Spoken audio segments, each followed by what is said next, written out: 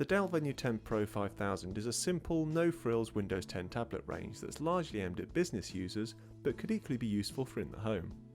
Now with updated hardware, the 5056 model I'm looking at here includes the new Intel Atom Z8500 processor, which should improve performance and battery life. Before I get into what's on the inside though, let's take a look at the outside. This tablet certainly lives up to its business billing thanks to a utilitarian black and grey design.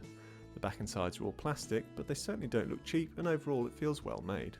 However, the rear is actually removable. This is great for easy servicing, but does mean the backplate rattles and flexes, so it lacks the premium feel of some tablets. Also, it's not like there are any user upgradable parts here like a standard format SSD or RAM. It's just that it will be easy to replace any parts even when they fail. Around the front, it's obvious just how much bigger this 10.1 inch tablet is than an iPad Air, for instance.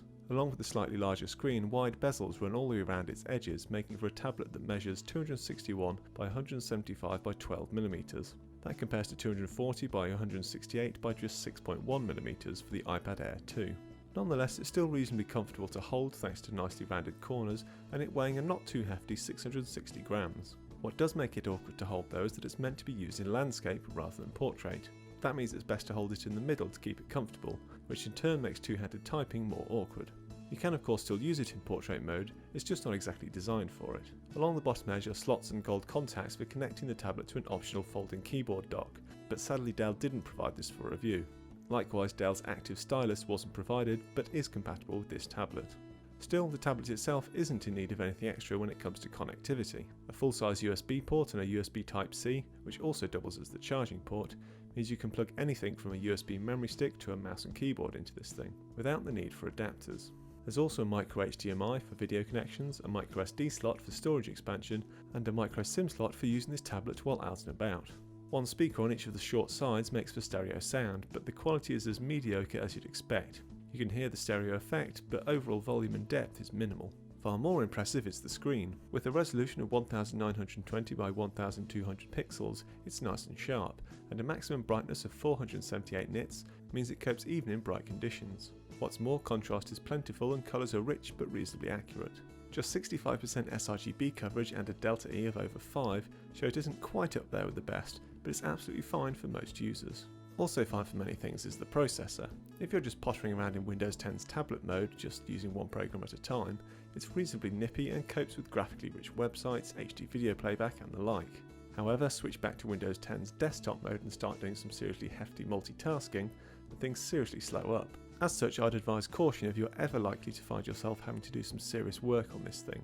It simply isn't fast enough to replace even a modest laptop.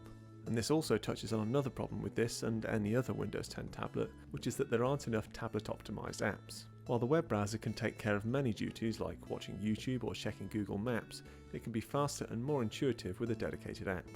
That said, almost because of these limitations, this is the first time I've settled into actually using a Windows 10 tablet almost exclusively in tablet mode, only ever dropping to the desktop to transfer some files or access my NAS drive. It's not as slick a tablet experience as an iPad or Android tablet, but at the end of the day you can do most of the same stuff. It's nearly as portable, and if you do need to fall back on desktop apps, they're there, ready and waiting. And the crucial thing here is that it provides this experience for a long time. So many Windows 10 tablets of the past have provided a reasonable experience, but then only delivered 6 hours battery life.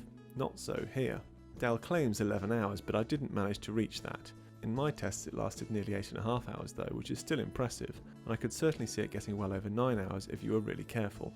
So if you're looking for a tablet that will do most of the usual tablet-y things, web browsing, email, video, reading PDFs, but want to know that when the need arises you can do everything you normally do on your home or work PC, then the Dell Venue 10 Pro 5056 may be what you're looking for, especially as prices start at just £350.